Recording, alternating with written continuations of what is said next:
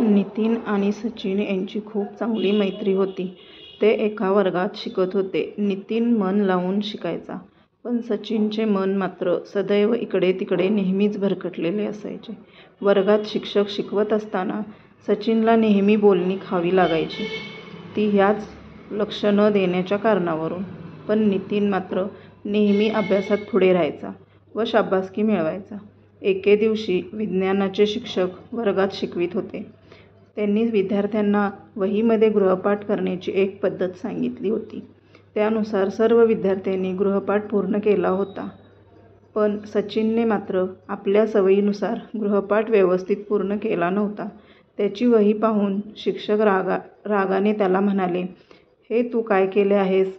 मी तर पानाच्या एका बाजूनेच लिहायला सांगितले होते, पण तू दोन्ही बाजूने लिहिले आहेस."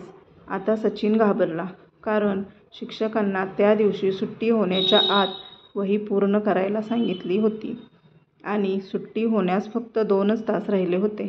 सचिनला घाबरलेल्या अवस्थेत पाहून नितीनने त्याला त्याच्या लक्ष न देण्याच्या सवयीबद्दल उपदेश केला व सचिन शिक्षकांकडून परवानगी घेऊन बाजारात जाऊन नवीन वही आणली. इतकेच नाही तर सचिन सोबत बसून त्याचा गृहपाठ पूर्ण केला आणि त्याची वही शिक्षकांकडे जमा केली.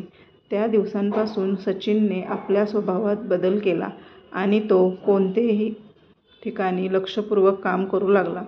तात्पर्य: लक्षपूर्वक काम करणे आणि विवेकबुद्धी जागृत ठेवून काम करणे या दोन्ही गोष्टी पाळल्यास अनेक संकटांवर मात करता येते, तसेच होणारे नुकसानही टाळता येते.